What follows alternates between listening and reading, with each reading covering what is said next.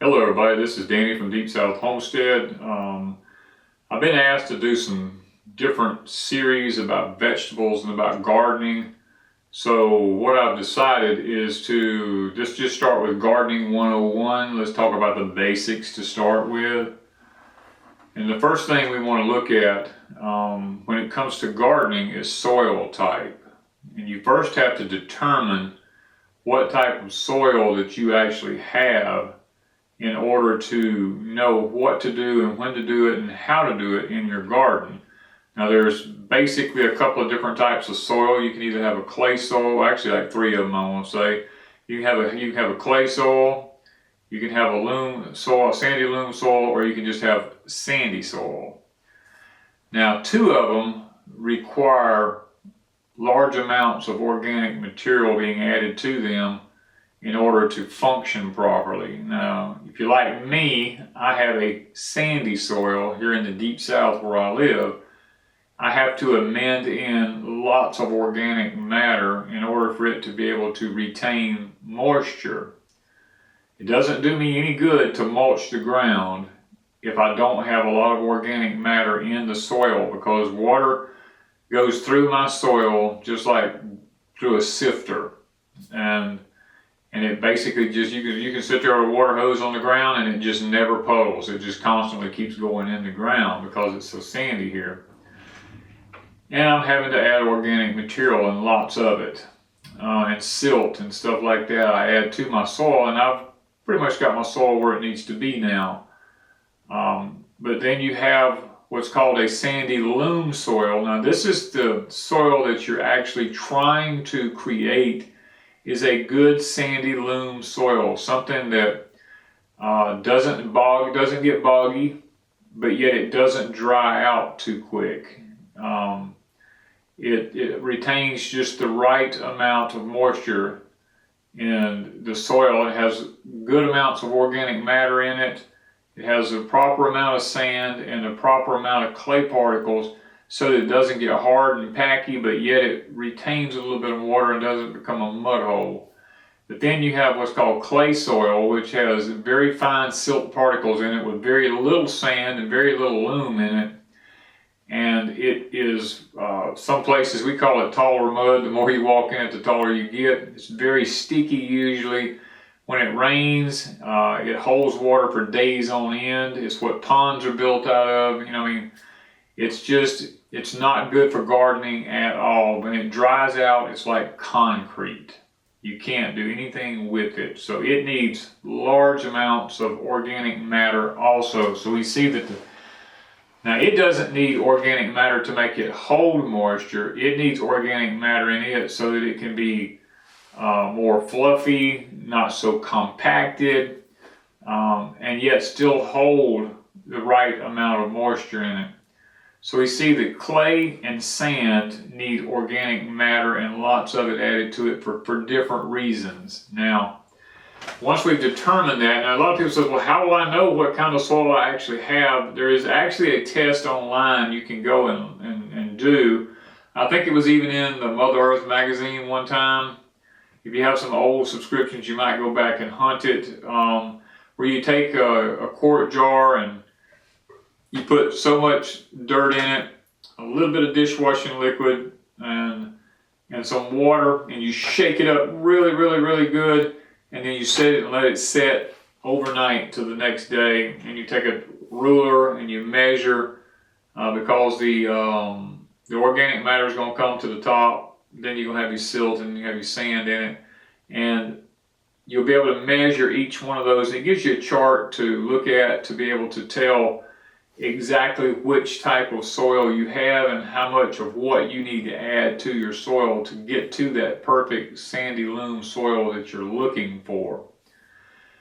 Now, not only do we need to determine what type of soil we have to determine location, because location with gardening is just like location with real estate.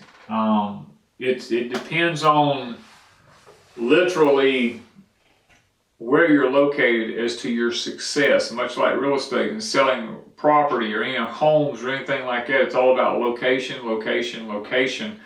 The same thing with a garden.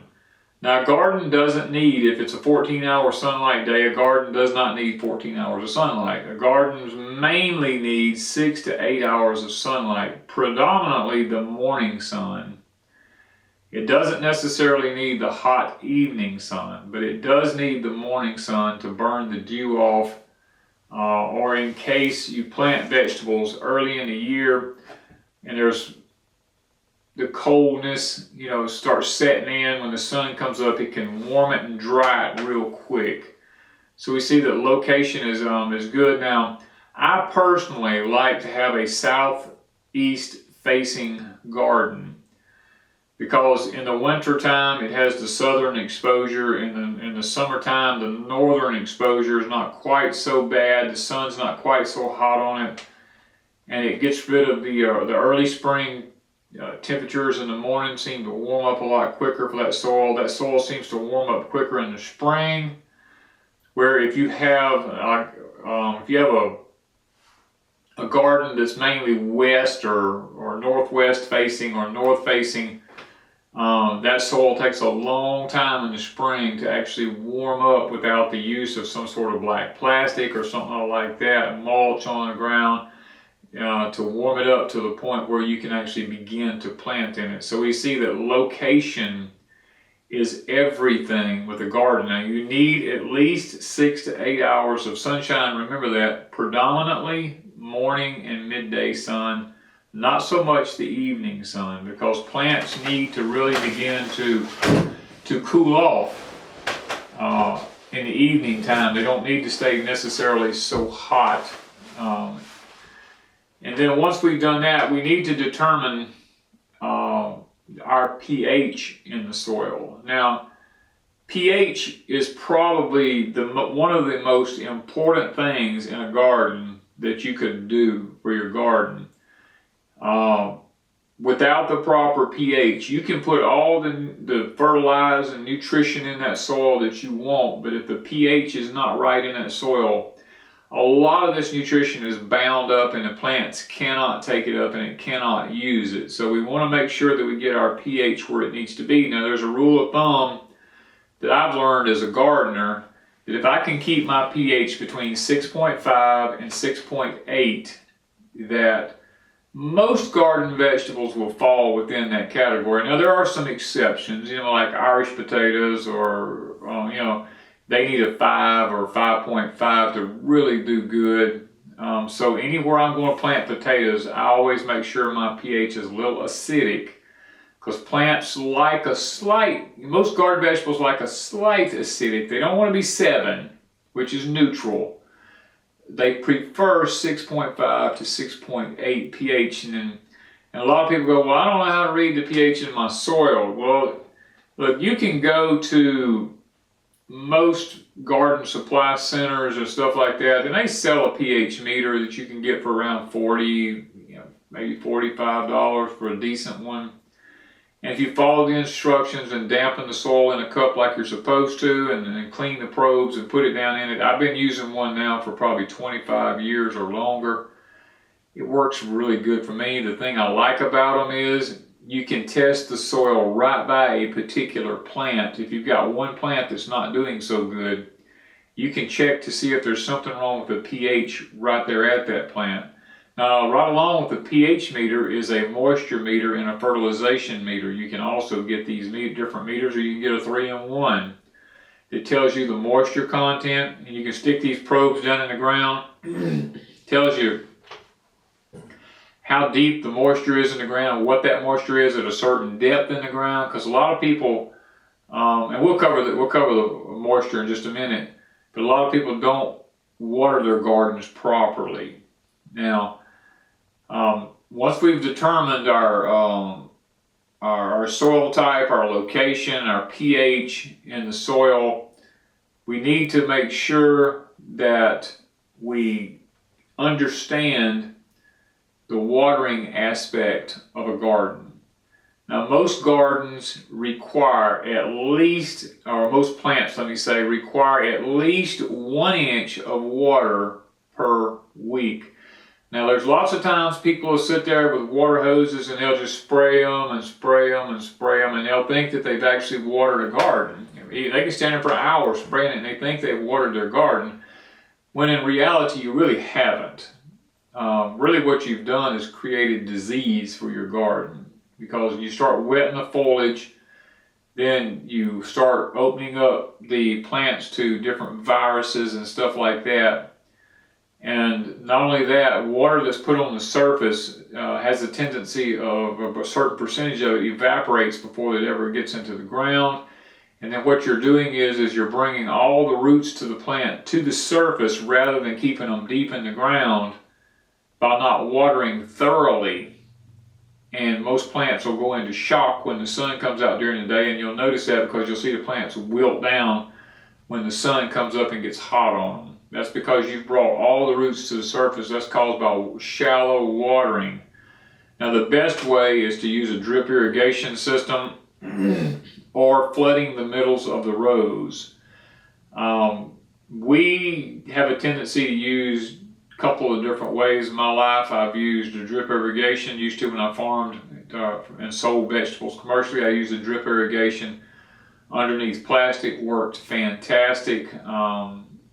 Right now, I predominantly use flooding the middle of the row methods. I just fill the rows like 4 inches deep with water, and it usually gives me more than 1 inch a week. I do this like twice a week, and I usually, as that water settles down into the ground, it gets my root system down deep enough to be able to be beneficial. Now, we don't want to do this in the middle of the day. We really don't want to do it early in the mornings. Predominantly, watering should be done late in the evening once the sun goes down, because what I've learned in my life as a gardener is that plants grow at night. They don't really grow during the day a lot. So we need to make sure that plants get the proper amount of water given at the right time, because if you put water on a garden in the middle of the day, especially if you spray it on a garden, you can literally, the hot leaves on a plant, you can actually scald those leaves with the water. Now, another thing we want to try to realize is watering with the municipal water system that has chlorine and fluoride and all this kind of stuff in it does tremendous amounts of damage to the roots of plants and stuff like this. I don't really encourage, if you're on a municipal water system, is using that water, because chlorine is bleach, and bleach has a tendency to burn or scald something when you put it on it. You need to either use a regular conventional well or rainwater system, unless you have a filtered system that can take the chlorine and the fluorides and the other different chemicals out that they put in the water to be able to give it good, healthy water when watering. So keep that in mind when you're watering your garden and you live on a municipal water system, that you can be damaging your plants by putting this type of water on the roots of the plants. Now, temperature is going to be another thing that we need to understand. You got to understand what vegetable to plant and when to plant it. There are cool season vegetables. There are warm season vegetables. There are long day varieties. There are intermediate varieties. There are short day varieties. Now, we have to understand, when we say the word peas, for instance, when I say the word peas, most people, depending on what part of the country you're in, if you're from up north and I mention the word peas, your mind automatically will go to English peas, snow peas, and stuff like that. If I say peas in the South, then people's minds automatically go to Crowders and field peas and clay peas and stuff like that, which are warm weather peas. English peas, snow peas, and stuff like that are cool weather peas. Now, you have to understand which one to plant and when to plant it. And we'll talk about peas and stuff like that in another video, but we have to understand, like if you're going to plant, let's say okra. Okra cannot be planted until that soil reaches at least 70 to 75 degrees. And if you plant it any colder than that, it has a tendency to be late coming up. It doesn't do well. But now when it comes to planting English peas, you can plant it as soon as the snow melts off the ground. You can put them in the ground instantly. As soon as you can work the ground, you can put those in. Now, and corn is a warm weather crop. Squash is a warm weather crop. So we have to understand what crops are warm weather and what crops are cool weather. Before you plant anything, understand those things about seeds and plants. You can't just stick them out any time of the year because they will not do. And you need to look at the variety of the seeds. You need to see how many days to maturity. This is one of the worst things I find with people when it comes to gardening. They plant something and they don't mark down when they plant it. So they don't really know when it matures or when it should start bearing. And we need to always make a chart or something to tell us when we planted something. We need some sort of a system so that when you put a seed in the ground, you mark down when I planted that seed, and you look, and out beside that seed you write how many days to maturity, and then you take you a calendar, and on that day you planted, you mark ahead how many days in that calendar. You count the days, and you write on there in ahead in the calendar, this plant should be producing by this date. That way, as we fold up the leaves on the pages on our calendar, we automatically see the next month. We go, oh, well, this month I should be getting this, this, and this in if it's been grown properly.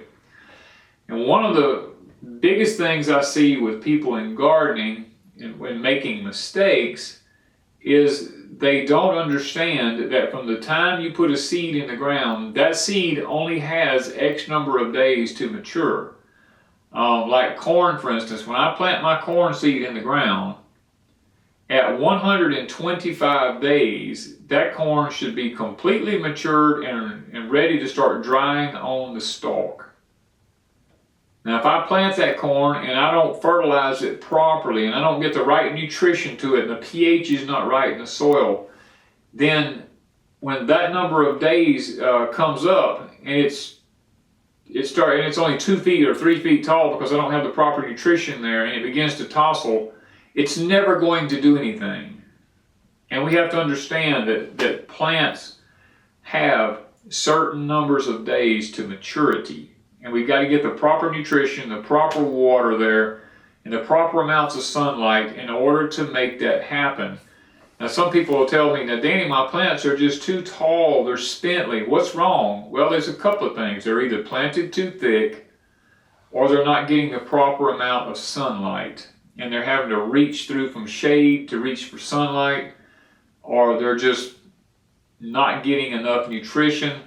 And sometimes too much nitrogen can cause that. It can cause a plant to just go leggy and just grow crazy. Tomatoes will do that. Peas will do that, Okra will do that. There's lots of things that get too much nitrogen to it. So we have to understand fertilization on these garden vegetable plants is extremely important in getting the right amount of nutrition to that plant at the right time so that it's not leggy, it's not stunted, because once you stun a plant, you probably never will get what you need from that plant. It'll probably never do what it's supposed to do if it gets stunted when it's young. Now, we talked about short day, long day, intermediate day varieties. Now, this mainly falls in with onions and stuff like that. If you live up north, you need a long day variety. If you live down south, you need a short day variety onion. Now, you can get what's called an intermediate day, which you can grow those up north or down south. The daylight length doesn't play any part in it. And we have to understand that picking a right onion for where you live, because so many people tell me, says, I can't get any onions to grow where I live. Well, it might be that you're just choosing the wrong variety. So when we choose seeds for our garden, varieties are everything. We need to understand what varieties grow where we are. And if this is one fault I find with seed catalogs, is the simple fact that people go, oh, I like this or I like that, and they think they can just grow it in their area, when really you can't just grow anything in your area. That'd be like saying I'm gonna grow field peas in Minnesota, southern field peas. It's probably not going to happen, because, I mean, you might get them to grow, but they won't do as well as they would down south, because they love extreme heat. Okra is another thing, you're probably not going to get that to grow way up north and be productive like it will down south, because it's a heat-loving plant. You have to pick varieties, like tomatoes, for instance, up north.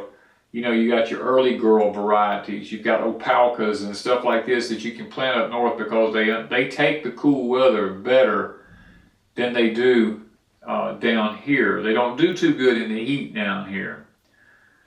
So we want to make sure that when we're going through the seed catalog that we choose a variety that does well for our area. The best way I can tell you to do that is go around to some of the older gardeners in your area and ask them what varieties they plant of things, and go to your co-ops and stuff like that. Most of them will know what varieties do well in your area, and then if you need to go to seed catalogs, then go to seed catalogs, and understand when you buy seeds from a seed catalog, they may or may not be acclimated to your climate. It may take sometimes 2 to 3 years of saving seeds from those seeds to actually create a plant that is environmentally suitable for your area. Now, I do that on a regular basis here at Deep South Homestead. I save my seeds, some of them have been up for over 20 something years. I've been saving my seeds, and they are highly acclimated to my area. But I can go to Baker's Creek or one of the other ones and order Pine Tree or Vermont, whatever, and I can order a seed from them as an experiment for me, an heirloom, and get it here and plant it. And a lot of times I won't get, but maybe half of it will come up. And once those get up, I will pick the best ones of those and save seeds from them. And the next year, I will usually get a pretty decent stand the next year, because that seed has become acclimated to my climate. Now, also we have to understand when we're planting, and in this particular first part of talking about gardening, is some things require stratification. Garlic would be probably one that I would say probably needs stratification. A lot of people go, well, I plant garlic bulbs and I don't understand why they stay tiny. They never really make the big bulbs like I see in the grocery store. Well, predominantly that's because of stratification, especially in the south is where this really needs to be used. Up north it's not a problem, but down here where the winters don't get cold long enough and the ground doesn't get cold deep enough, we have to put the garlic bulbs in the bottom drawer of the refrigerator for like 2 weeks before we actually put them out to plant, so that they go through a stratification period and they actually think that they've been through a winter months, and then they'll actually produce the larger bulbs on them. I'm trying to just sit here, guys, and come up with some of the things that we talk about that people have mentioned to me that they've had issues with as far as gardening. And I'm trying to make this particular part of the series just Gardening 101. Let's just talk about some of the things that we might not completely understand about gardening. Now, I do get some flack from people about tomatoes. We talk a lot about tomatoes here. I have my own procedure for doing tomatoes, and it's worked well for me for many, many years. I've been gardening for, I started when I was 8 years old. Owned my own fields by the time I was 15. Was planting for factories by the time I was 15. So I've been gardening for the biggest portion of my life, close to 50 years. And I don't really put a lot of,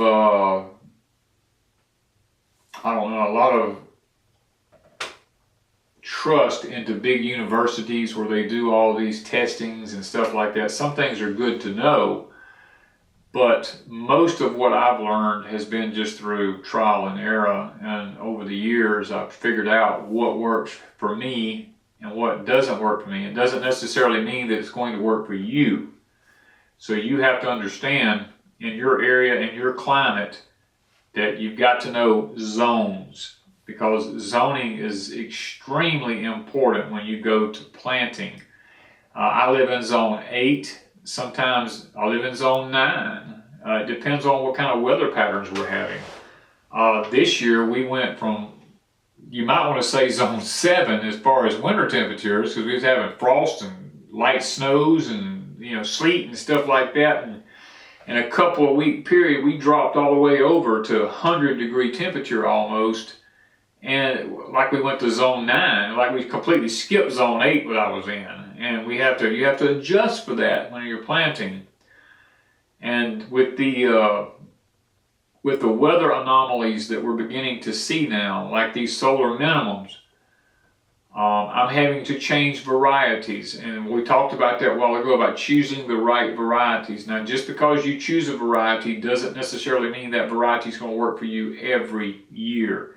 You have to learn to read the weather and to be able to tell what variety is going to do good for you. We've been planting contender green beans here for many, many years and with no problems. This year, they did not even grow. But the rattlesnake beans we planted along in another area, they're Cadillacing. They're loving it. I mean, they're just producing, and that's our green bean for this year. We never put all of our eggs in one basket. Another thing we want to think about is a lot of people like to save seeds. If you're going to be saving seeds, be sure to do the research and check how far apart your plants have to be from other self-pollinating plants of the same variety before you plant your plant. You can't put a row of peppers in and have jalapenos and bells and bananas and whatever, gypsy peppers and Anaheims and whatever down the row and expect to save the seeds from it, because you're going to get a mixed up pepper.